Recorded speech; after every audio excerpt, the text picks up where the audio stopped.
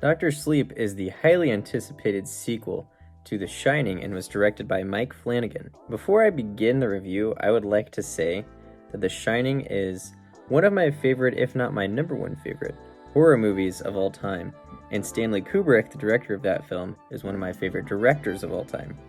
And while I think that Oculus, one of Mike Flanagan's earlier works, is one of the best horror films of the decade, I went into this movie with my expectations in check. I wasn't anticipating the next greatest horror film. I wasn't predicting that this would be even near the highly exceptional levels of The Shining. I just expected to see what would happen to Danny after the events of The Shining. That's it. That's all I expected to see. And that's exactly what we got. This film takes place over 30 years after The Shining and follows Danny as he has to protect a child from this cult that is hunting those with The Shining. This film was not what we as moviegoers have come to expect out of movie sequels.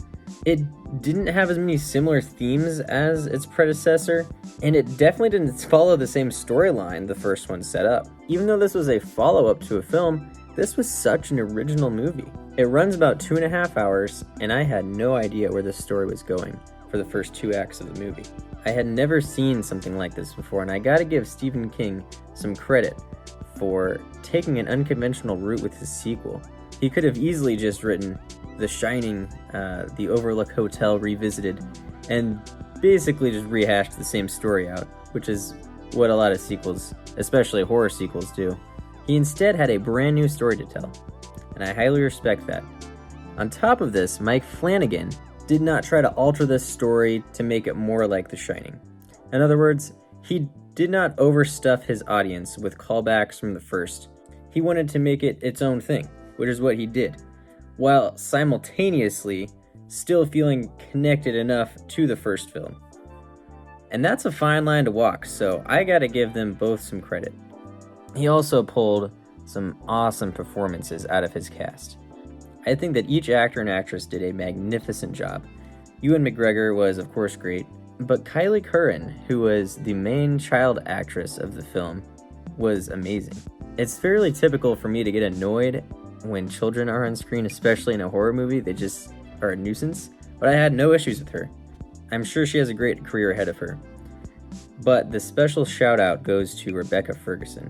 Her performance as the wicked, gypsy, soul-sucking cult leader was the most memorable. So for the first 2 acts, I was pretty enamored with this movie. I had no idea where it was gonna go. I had never seen something like it before, especially in the horror genre. And it did not try to sprint out of the gates and get too far ahead of itself. It really took its time to develop the characters and the plot, and there was really barely anything scary for like the first hour and a half. It was really dedicated to just setting up the story. On top of this, the CGI was really good. And also, certain characters would have these psychological battles in their mind, and it actually worked. It was really cool. And even for like the first half of the third act of the film, I was on board. But after this, the movie went down a route that almost ruined it for me. In the third act, it sets itself up for a major callback from the first film, and I mean a major callback. And I was so pumped to see this happen.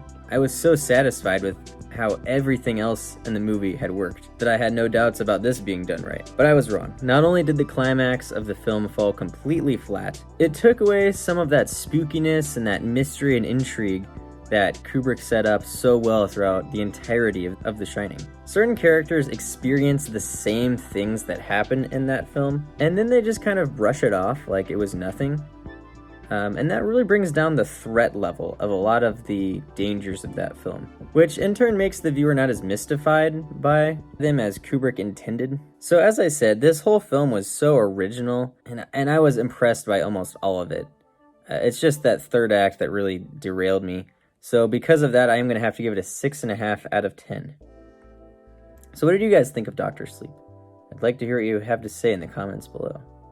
Please make sure to like and subscribe, and I'll see you for my next review.